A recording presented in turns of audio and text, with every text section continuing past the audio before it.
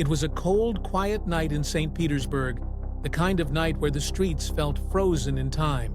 But inside a dimly lit apartment, a young hacker known only as Arcanoid was wide awake, flipping through the latest issue of Frack magazine, a notorious underground publication for hackers. This wasn't your average bedtime read.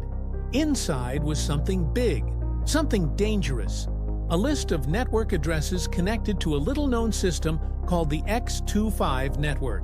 And buried in that list, Citibank. Now, you might be thinking, what's the big deal? A bank being online? Well, back in '93, the internet was still a newborn. Most companies used clunky, insecure networks like SprintNet to transfer massive amounts of financial data across the world. And Citibank? Oh, they were all in. Arcanoid's hacker senses were tingling. He reached out to a few friends, and together they began exploring Citibank's system. What they found blew their minds. No passwords, no firewalls, just open doors leading into one of the biggest banks in the world. And they weren't alone. To their surprise, there was someone else in the system. Another hacker. Someone who had also read the latest Frack. Before long, a secret research group was formed, like a cyber version of Ocean's 11, but with more keyboards and less George Clooney. They snooped, they mapped, they experimented, and then they found it. A file containing login credentials, not just any credentials. These were access codes to Citibank's money transfer terminals. Jackpot. But here's the thing. These guys weren't criminals. They were curious. Messing around was one thing, but actually stealing money? That was a different game. And none of them wanted to roll the dice. Except for one.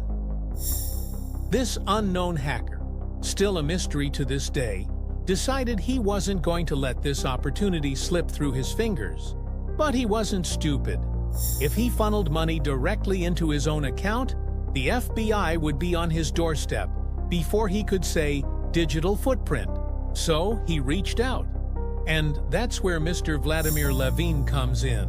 Levin wasn't some coding genius. He was a middleman, a guy who knew guys. And the guys he knew? The Tambov Gang, one of the most ruthless criminal organizations in Russia. Smuggling, extortion, contract killings, these were the people Levin brought into the game. I can get you millions. All I need is someone to collect it. We said yes. July 15, 1994. Helsinki, Finland. A cold morning. A nervous man walks into a bank. He doesn't look like a millionaire, but today he's about to withdraw nearly $400,000. A few hours earlier, Levin had logged into Citibank's network from his office in St. Petersburg. Using the stolen credentials, he transferred money from a real estate firm in Uruguay into this man's brand new Finnish bank account. The money was sitting there, waiting to be claimed. The teller hesitated. A new account, getting this much money? Something wasn't right. But a few minutes later, after checking the system, the bank handed over the cash. The first ever cyber heist had just succeeded. Late July 1994. New York City, USA. Citibank executives were in full panic mode. Millions of dollars were disappearing. The FBI was called in, and their best cybercrime investigator, known only as Agent Steve, was put on the case. August 26, 1994. San Francisco, USA and Tel Aviv, Israel. Half a world apart, two money mules, one in the US, one in Israel, walk into separate banks, ready to cash out their latest score. San Francisco. A woman named Katerina approaches the teller. She's calm, collected. She asks to withdraw nearly $500,000. Tel Aviv. A man walks in. Same drill. Large sum. Fast withdrawal. But something's wrong. The tellers keep them waiting. A few minutes pass, then a few more. Then, in both locations, the doors fly open. FBI agents in San Francisco. Israeli undercover officers in Tel Aviv. Busted. 3rd, 1995. London, UK. Vladimir Levin stepped off his flight from Russia, thinking he was about to start a new life. What he didn't know? The Russian authorities had tipped off the FBI, and the FBI had tipped off the British. Before he even reached baggage claim, Levin was surrounded. Game over. Levin spent 30 months in a British prison before being extradited to the US, where he pleaded guilty and was sentenced to 3 years. Citibank recovered most of the stolen money. Only $400,000 remained missing. But here's where things get strange.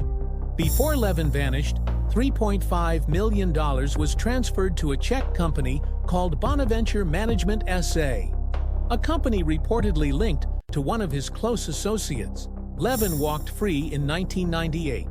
Then he disappeared. Some say he was murdered in Prague.